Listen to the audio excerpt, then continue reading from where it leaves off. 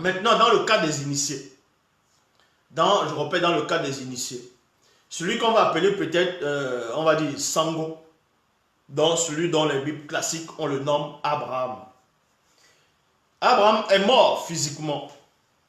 Il est mort physiquement, mais spirituellement, il n'est pas mort. Ça veut dire qu'il est toujours vivant. Il est il est dans le monde spirituel, mais dans le Mundima Kwedi des initiés. C'est-à-dire qu'il est dans le compartiment des conscients. Admettons, vous êtes de la lignée d'Abraham, c'est-à-dire de Sango. Vous êtes issu de sa lignée et que vous êtes aussi un initié. Et un jour, Abraham vous apparaît dans le rêve.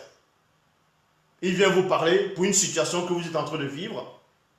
Vous, en étant initié, et Abraham qui a vécu, là, le verbe peut permettre cela.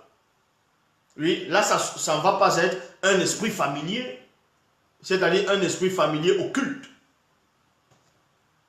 Donc, celui qui est dans le verbe, s'il revient, même s'il est mort physiquement, quoi qu'il n'est même pas mort, mais il revient dans votre rêve, il va vous donner la certitude, l'assurance que ça vient de l'Oba.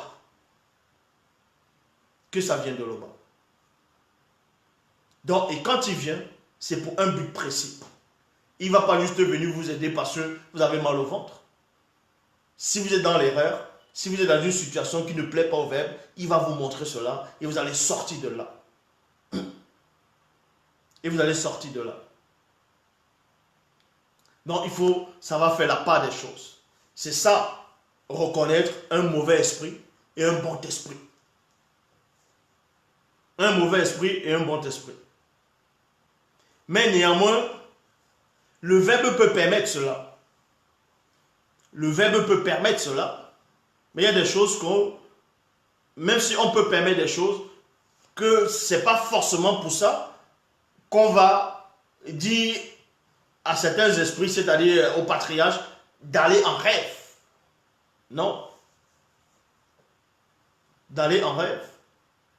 Parce que si on accepte, si on laisse que peut-être Abraham, donc Sango, Tindi, Yololo, Passelé, ainsi de suite, apparaissent aux gens en rêve, c'est-à-dire à les descendants, ainsi de suite, et que les démons, ils savent ça.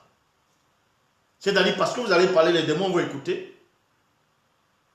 mais les démons connaissaient l'apparence que ces initiés avaient.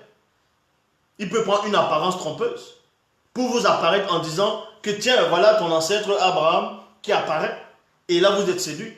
C'est pour ça que c'est le verbe lui-même va te parler en rêve. Ou bien les Bamouloloma, c'est-à-dire ce qu'on appelle les anges. Ils vont apparaître, mais ils apparaissent pas n'importe qui.